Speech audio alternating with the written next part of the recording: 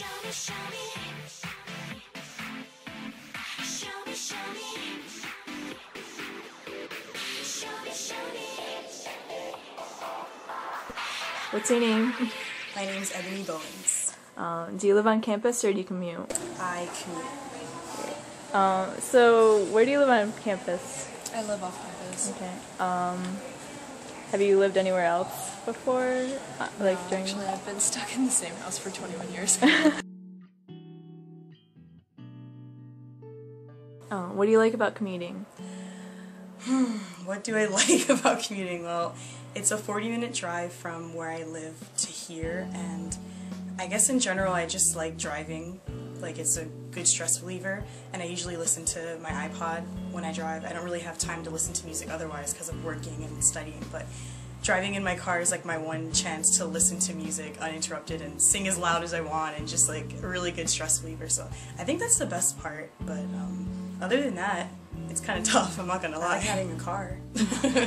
Having a car is awesome, but not having to have a roommate and having to like worry about waking them up or being too loud or annoying them, that type of thing. I guess I have my own room at my house, so I don't have to worry about disturbing anyone. If I want to like stay up super late and study or not study, I don't have to worry about, oh, am I being too loud for my roommate? So I guess that's... What do you like about living off campus? Is there anything good about it?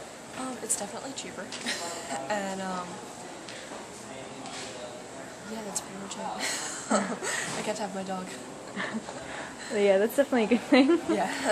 What don't you like about it? The fact that it takes so long, and you know, if the weather's bad, you have to leave earlier, or you know, you have to just be careful and drive carefully. And my mom is always super worried, calling me like, make sure you drive slow on the way home and blah blah blah. So that can be kind of annoying. If you could choose to live on campus, would you rather do that? If I could afford it, yes, I'd probably live on campus if I could. Yeah. Why?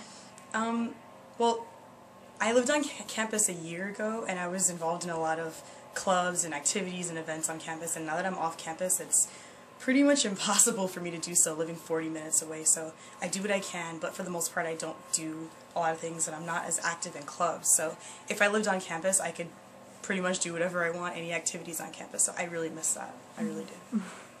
Where would you want to live on campus? Scudder? I lived in Scudder for a year already, and I have really good memories there, so definitely I would come back to Scudder. Would you rather live on campus, or? Yeah, I really would. Why? Just for, like, the amount of freedom that it affords other than being in the house, and being close to your friends, not having to be, like, home at a certain time and everything. Yeah. If you could live on campus, where would you want to live? Scudder. Where, like, 98% of the people I know live. And what do you like most about Scudder, other than... Well, I'm an Asian Studies major, and a lot of the students who live in Scudder, are international students, and a lot of them are from Asia, so I got to speak to them and become friends with them, so that was really good and fun for me. And I'm studying Japanese, so every now and then there are Japanese students in Scudder, so I can speak Japanese with them, so it's a really good chance to become friends with international students. And I'm really involved with the Center for International Programs and things of that nature, so being in Scudder, I was just kind of like right in the heart of where all the students were, so that was really fun for me. So basically it kind of helped out with your major. Yes. And what you want to do definitely, in life definitely. later I on. miss it so much. Is there any other problems you have with living off campus? Living off campus? Yeah. Not really. I mean, it's still convenient to the school. I only live like 2 blocks off campus. Yeah. And getting your own food is definitely cheaper than being on campus, but it's more of a hassle too. Do you know if there's any resources on campus for commuters? I think in the new atrium, like, pyramid thingy, there's like a desk there that always says something about commuters, but I don't really know what it is, and I don't really know how they help. It's just like a person sitting there, so I never really go up to them, so I think that's something, but yeah. When it comes to information online for SUNY New Paltz commuters, there isn't all that much. There is a website, a part of the SUNY New Paltz website, that lists information on the office that's completely for commuters. However, it only lists where it is and not an email address or a phone number to call, in case it would be much easier for some students to be able to contact if they have a quick question or if it's just something really short. And some people find it harder to just stop by if they're really busy or if they have work, if they live really far from campus and they don't have the time to really stay on campus too long.